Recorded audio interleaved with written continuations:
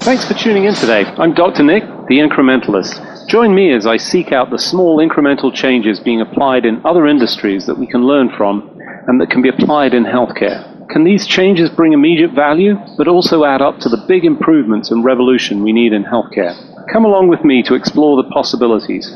My innovative guests from around the globe have used small incremental improvements to achieve their moonshot. And today I'm delighted to be joined by John Nebergall. He is the COO of Consensus Cloud Solutions. John, thanks for joining me today. Thank you for having me. I appreciate it. So, as I do with all my guests, I think it would be great to get a little bit of background on you. How are you arrived at this point in your career? What were the important sort of inflection points? Tell us your story. Well, I've been in healthcare IT really since 2000. I joined Allscripts in 2000. Glenn Tillman and I, the Tillman family and I, go back several years. I spent 7 or 8 years at Allscripts, moved on to Zinx Health, clinical decision support, and then spent a few years at Orion Health, the makers of Rhapsody. So I've seen things from the perspective of the EHR, EHIE, and clinical decision support. And having that background made me a perfect candidate to be recruited into a job to run a fax organization. I joined J2 Global in 2018 to run their cloud fax organization. The primary nameplate there is a brand called eFax, which everybody's probably heard of. And there we started the transformation that's got us to a point now where we're kind of a multi-protocol platform for delivery of secure information focused primarily on health. So you brought it up. You brought the F word up in healthcare, let's be clear. I think I've probably heard innumerable times, the death of faxes. Faxes are going to disappear. We don't need faxes. And yet here you are talking about faxes and an organization that is focused on that technology. Tell us a little bit about what it is that you do and why you think maybe faxes aren't going the way of the dinosaurs. Well, coming into this opportunity, I think that like the rest of the healthcare IT professionals that are probably swirling around us here in HIMSS, fax was a 4-letter word. The reality is that fax is a very useful, very secure, very reliable, very inexpensive protocol for moving information from point A to point B electronically. Now, since often you render that through a machine and to a piece of paper, you have this image of fax as always being a piece of paper. In fact, with our cloud fax solution, it's entirely paperless, can be sent directly out of an EHR or some other system of record, and can be consumed on the other end by an EHR or some other system of record without ever having a piece of paper exist. And the security around fax is far superior to anything that you're going to find in an email system, for example. So I think it's worth diving into that because not everybody is familiar with it, and certainly from the perspective of security and gosh, why is this better than other things? But there are reasons for that. I mean, this whole protocol is actually a confirmation. There's a whole exchange that takes place. Tell us a little bit about what's going on behind the scenes, because I think it's important to understand this. Well, interestingly, what you're doing when you send fax is you're sending a sound file over a telephone line that is answered on the other end and decoded. Generally, when people are looking for things to steal, cyber criminals, folks who want to steal identities, those kinds of things, they're not looking for a sound file over a telephone line, because that's any one of 10 billion pieces of information that's usually a conversation going across the telephone line. So to a great extent, fax moves in camouflage. In addition, those faxes are encrypted. So you have the ability to both blend into the background as well as be very secure in terms of how you do the digital transfer. Ultimately, you want to be able to find a way to take that fax, take that transfer mechanism, and be able to use that information on the other end. I think I've generally said that if there's a argument against fax, it's on the receive end of things, where you have what is rendered as an image file, often unstructured data. And that's exactly the problem that we're solving. So we have a secure mechanism. I wanted to say shh when you started talking about it, hides underneath, because as soon as you mention it, people start focusing on it, but I'm sure... Too hard to find, needle in a haystack to find. Because of all of the audio that's taking place. It's encrypted, so, secure, and I think a confirmation that takes place. But as you rightly say, I mean, I think our sort of general dislike or irritation is that it turns it back into these pieces of paper that we're awash with that provide value, but not the same level of value that digital records do. Whilst there's a general sort of pushback on electronic medical records and, the value proposition, pretty much 100% of clinicians will say, no, I prefer this, I just don't like the interactions that we have.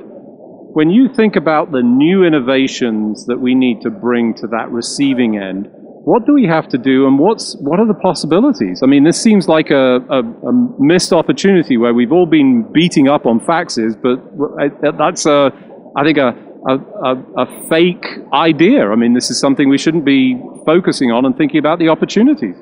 Well, there's been a lot of work in technology generally around how to encrypt something and then decrypt something. When you think about fax, I draw the parallel there. Essentially, what you want to be able to do on the receive end is decrypt the fax. And I'm sure my technology friends will, thumb their noses at my characterization, but you want to take a fax and be able to say, look, I've got all the component parts here. How do I take this and create a structured data message out of it?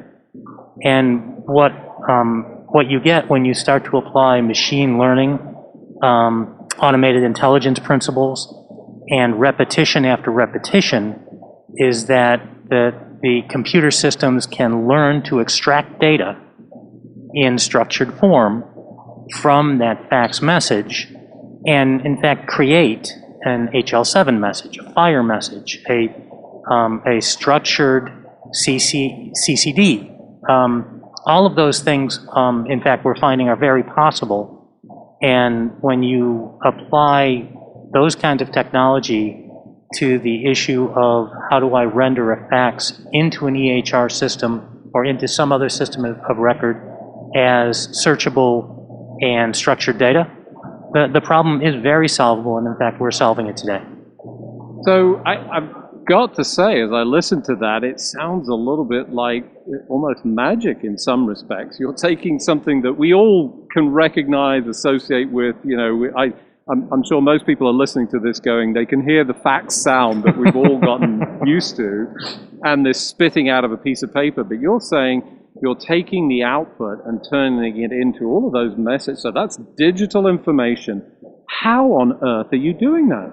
Well, it really is by teaching a computer system to effectively read the fax, be able to identify what's a patient's name, what's a physician's name, what's a problem, what's a medication, and extract that information and be able to create the structured data right off of a form, say, that's faxed, or even you can teach it how to read handwriting, ultimately. And you probably had the experience of on your digital device there, doing handwriting that turns into text.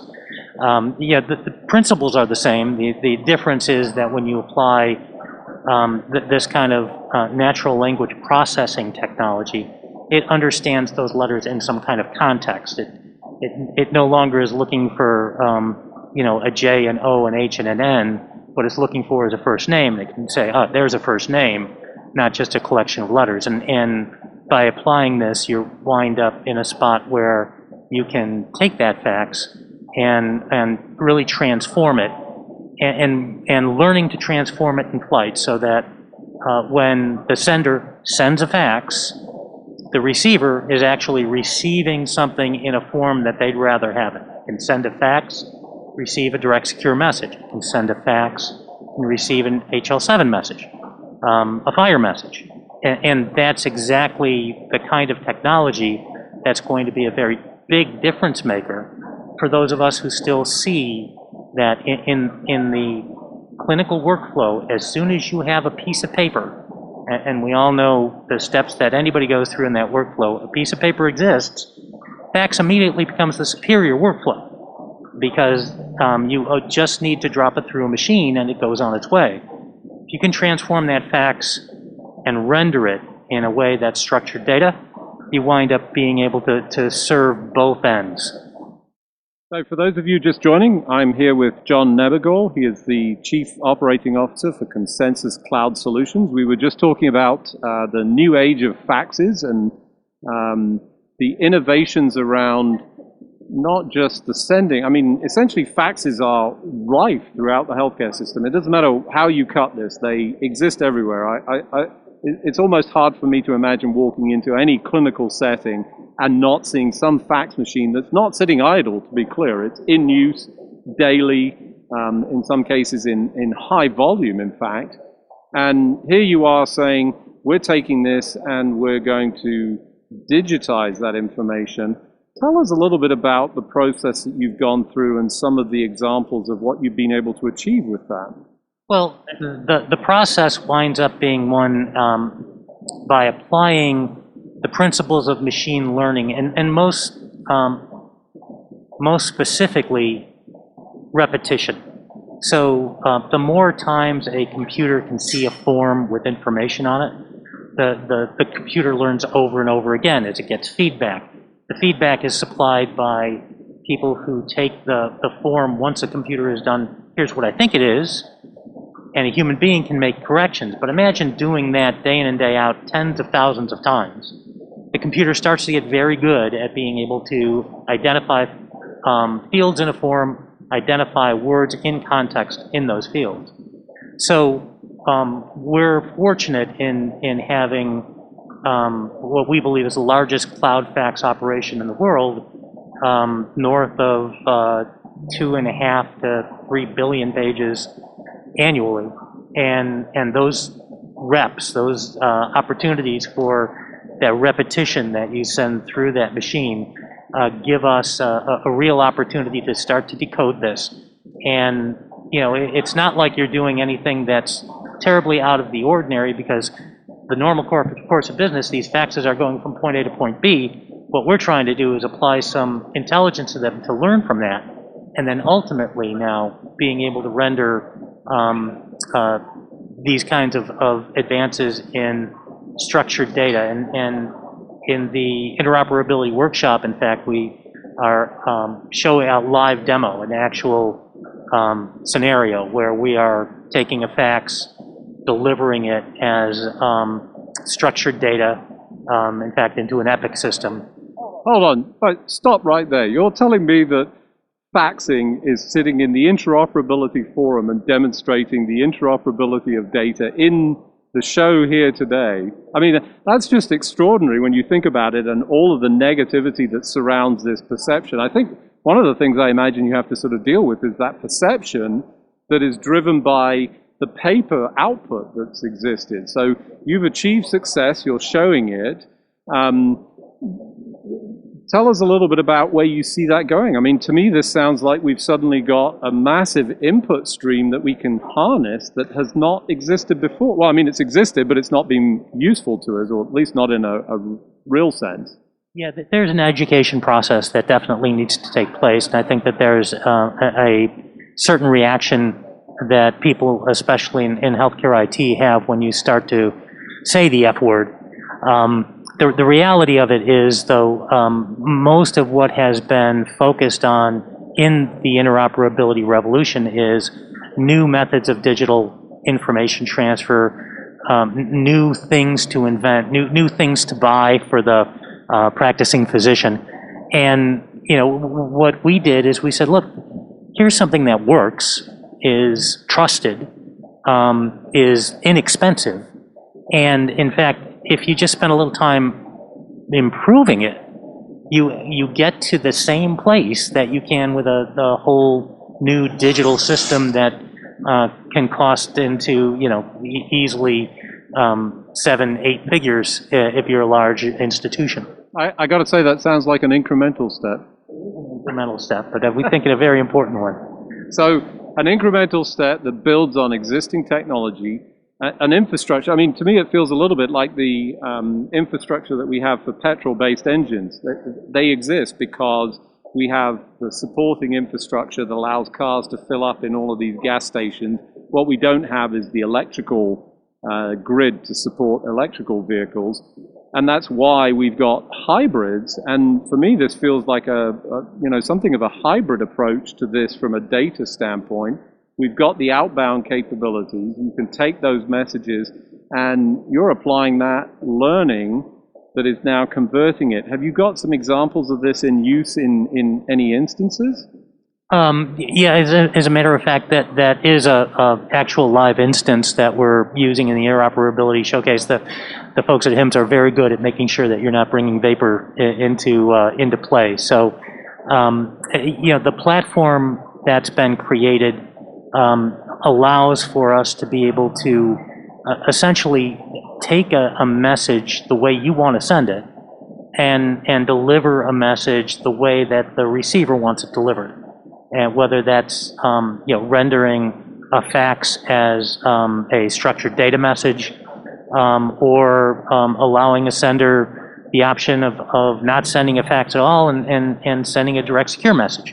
We created a platform in order to accommodate that, because I think flexibility is the item. I don't think we're going to place a bet on which technology wins. I think our job is to be Switzerland in the middle, and whichever workflow the particular healthcare organization finds is superior for them, accommodate it. And it sounds like the sender doesn't have to care at all about sending. They just send it the same way that they've always sent the information, and it's all on the receiving end to turn that into useful data. Yeah, the receiver in this situation is going to choose how they want that message rendered, and it's up to us to get it there. The sender chooses to send the easiest way they can, and we accept it that way, and it's up to us to do the transformation. And you'll do it no matter what that inbound message is, the way it comes in. We'll do it, yeah, no matter what. Fantastic. The organization has gone through a little bit of change over the last recent past. You've started as one organization, as a split. Tell us a little bit about that. What's going on there and why that's the case? Well, when I joined the organization, it was known as the fax business inside J2 Global, which is a publicly held organization. And the fax business was, as I mentioned, figurehead or nameplate was eFax, but MyFax, MetroFax, SFax, SRFax, iFax, UFax, WeFax, DayFax, all of those brands, pretty much all of those brands existed under a main umbrella. And over the past 2 years, we've focused on the technology and transformed the business into really a secure document delivery business. Certainly fax is a cornerstone, and it's heavily used not only in healthcare but in other industries. But built upon that, and what has emerged is Consensus Cloud Solutions, and the Consensus Suite is able to do these kinds of transformations. Clarity, Consensus Clarity specifically is what I was talking about for the transformation of structured, unstructured into structured. But we're going to be spinning off. So we've been very successful at what we've done. J2 has decided that in order for us to be even more successful and bring more value to the marketplace, they were going to spin us out as a separate publicly traded company. Is expected to be happening sometime in the September-ish timeframe. And we're very excited about that. So we will soon be standing on our own and delivering value to healthcare IT shops all over the U.S. Fantastic. So, a few minutes left. As you think about the future, I mean, let's be clear. I got to say, if you'd asked me a year ago, 2 years, even 5 years ago, if I was going to be talking about faxes in 2021 post-pandemic, wouldn't have been on my list. I got to be honest. I think I probably sat in the same groupings of folks that just, no, this is a dead technology. You've reinvigorated it with a different way to sort of think about it, applied new technology, taken the benefits of it. Where do you see this going? What are the opportunities? What are you excited about? Well, but the beauty of cloud fax is that you really have a technology that can be introduced into a workplace. It's a technology people are familiar with, feel comfortable with, and you can start immediately by introducing an electronic workflow. So if you just think about the advantage that you would have to approach a physician's office who has been using a fax machine forever and can say, you know what, you keep your fax number, you still send and receive faxes, only now they render electronically without having to apply any of the advanced technology. And you introduce a superior workflow. You get rid of the paper. You're able to easily take documents and file them into a system of record, not as structured, but even as unstructured data, as a document in a patient's file, and start the process of eliminating the loss of time and energy and money in having to run the fax machine, the paper, the toner, all of those kinds of things. Just as simple as that. You start with that. But then you start to open up their possibilities after that to say, now we can bring you to the digital age. You've already got a paperless workflow. What if you were able to send and receive structured messages so that they would immediately file into your system of record? You no longer have to worry about it rendering as a document, even an electronic document, and you start to build upon that. So incremental is really the key word here. You just start with small changes that build on each other and can bring somebody really into the mainstream in terms of a digital health record step by step, having each step be comfortable with the kinds of technologies that they are used to using without needing to make a big investment.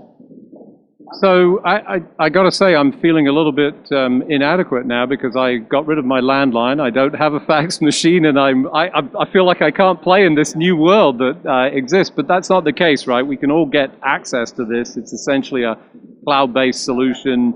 You've got to have some scanning capability, I assume, to be able to incorporate this. Well, if you're starting with a piece of paper, sure. But if you're outputting a document, a PDF, right, a Word document, some kind of output from an EHR, that you take that output and you send it. The fax number still exists, but you can think of it just like a unique email address. There's a digit number that identifies you as you at your computer, and you send it to another 10-digit number that identifies the receiver, and you don't need a phone line at all. So it's a new age of innovation that starts to bring digital information through faxes that we've always associated with paper and the old way of doing things, but entirely rethinking that, building on existing infrastructure. I think very exciting. Using innovation around natural language processing, artificial intelligence that has sort of applied all of that learning to the billions of messages that you've been able to train the system on. I think this is an exciting time for all of us. Closing thoughts? Well, I think that, as I've said before, one of the things that has happened in our sort of approach to interoperability, especially at the regulatory level, is sort of this forward look that leaves people behind in the dust.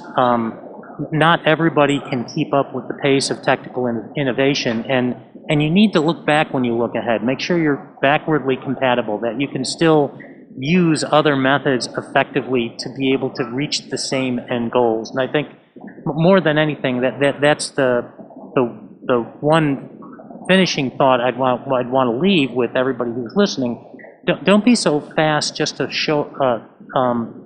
shuffle off the old ways. Think about how you can incorporate them in the way forward and move incrementally. You've got to say, he's singing my song, so thank you for that. Unfortunately, as usual, we've run out of time, so it just remains for me to thank you, John, for joining me on the show today. Thanks very much. I really appreciate you having me.